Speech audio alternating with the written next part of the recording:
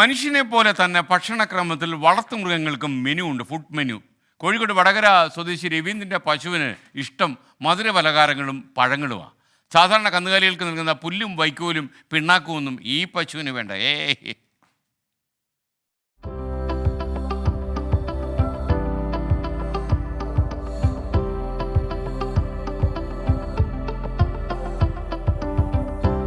ഇതാണ് രവിയേട്ടൻ്റെ സ്വന്തം പ്രഭാവതി. വയസ്സ് 38ആയി.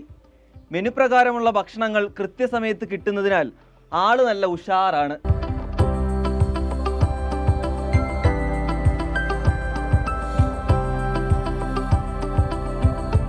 ബേക്കറി പലഹാരങ്ങളും പഴങ്ങളും വളർത്തുമൃഗങ്ങൾക്ക് നൽകാറുണ്ടെങ്കിലും അതുമാത്രം കഴിക്കുന്ന പ്രഭാവതി പശു കൗതുകമാണ്.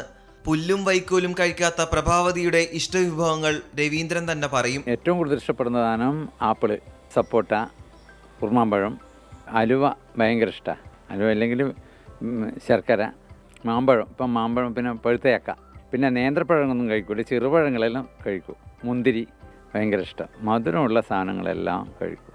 പുല്ല് തീരെ തിന്നില്ല. എങ്ങനെ നമ്മൾ പ്രയാസപ്പെട്ട് കൊണ്ട് കൊടുത്താൽ അതാറ് തന്നെ ഇടും, കഴിക്കില്ല. രവീന്ദ്രന്റെ അമ്മയ്ക്ക് സഹോദരൻ മണ്ടോടി കുമാരനാണ് 2 വയസ്സുള്ളപ്പോൾ ഇവളെ നൽകിയത്. 14 മക്കളെ പെറ്റു. കൃത്യമായിട്ടെല്ലാം സമയത്ത് തന്നെ സാധാരണ പ്രസവമെല്ലാം നടക്കും. അങ്ങനെ 13 പ്രസവത്തിലും എല്ലാം കുട്ടന്മാരാണ് ഉണ്ടായത്.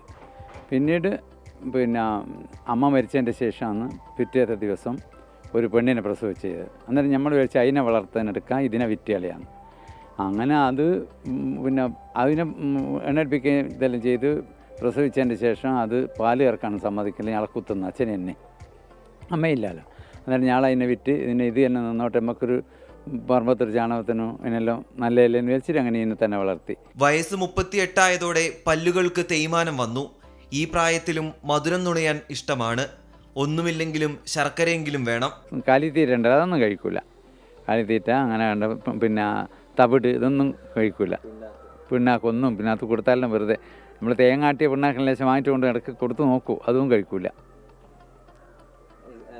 ഇത് ഇവിടെ അടുത്തുള്ള വീടുകളിൽ നിന്നെല്ലാം ഞാൻ കഞ്ഞിവെള്ളം വാങ്ങിയിട്ട് കൊണ്ടുവരും. അതിൻ്റെ അടുത്തുള്ള കട്ടി മാത്രം എടുത്ത് ചൂടാക്കി ഉപ്പിട്ട് കൊടുക്കും രാത്രി. അതാണ് തന്നെ ഫുള്ള് എനിക്ക് ഇതിനായിട്ട് മെനക്കേണ്ടി വരുന്നത്. ഒന്നിനും പോകാനും ഒന്നിനും കഴിയുന്നില്ല. ഞാൻ തൃശ്ശൂർ പൂരത്തിന് പോയാൽ ഇപ്രാവശ്യം എല്ലാ സാധനങ്ങളും ഒരുക്കി എല്ലാം വെച്ച് ഉച്ചക്കാണ് പോയത്. എന്നിട്ട് പകൽപ്പൂരം കണ്ടാണ് വൈകുന്നേരം ഇവിടെ എത്തി. അപ്പോഴത്തേക്കും ഇവിടെ ഭക്ഷണത്തിൻ്റെ സമയമായി. ദിവസവും കടകളിൽ പോയി പഴങ്ങൾ വാങ്ങിക്കൊടുക്കണം. അതുകൊണ്ട് രവീന്ദ്രൻ്റെ ശസ്ത്രക്രിയ ഉൾപ്പെടെയുള്ള സ്വന്തം കാര്യങ്ങൾ മാറ്റിവെക്കുകയാണ്. കടകളിൽ നിന്നെല്ലാം ഇങ്ങനെ ഇന്നും ബാക്കി നമ്മൾ വില കൊടുത്തിട്ടും വാങ്ങിച്ചു കൊണ്ടുവരും. പക്ഷേ എനിക്ക് ഒരു അർണിയൻ്റെ ഓപ്പറേഷൻ ഡേറ്റ് അതിന് പോകാൻ കഴിയുന്നില്ല. ഇതിനെ നോക്കാൻ ഇങ്ങനെയുള്ളൊരു എല്ലാം പൈസ കൊടുത്ത് വാങ്ങിച്ചു കൊടുക്കാൻ മാത്രമുള്ള സാമ്പത്തിക ശേഷി, എത്ര പൈസ വേണം ഒരു ദിവസവും ഈ ഇങ്ങനെയുള്ള സാധനങ്ങളെല്ലാം വാങ്ങിച്ചു കൊടുക്കാൻ.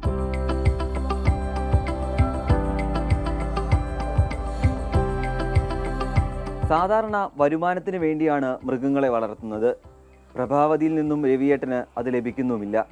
പക്ഷേ ആയുസിൻ്റെ അവസാനം വരെ പ്രഭാവതിയെ പൊന്നുപോലെ നോക്കുമെന്ന് രവിയേട്ടൻ പറയുന്നു. അതുതന്നെയാണ് മനുഷ്യനും മൃഗങ്ങളും തമ്മിലുള്ള യഥാർത്ഥ സ്നേഹവും. പ്രവീൺ ധർമ്മശാലയ്ക്കൊപ്പം രാഹുൽ സുരേഷ്, 24 കോഴിക്കോട്.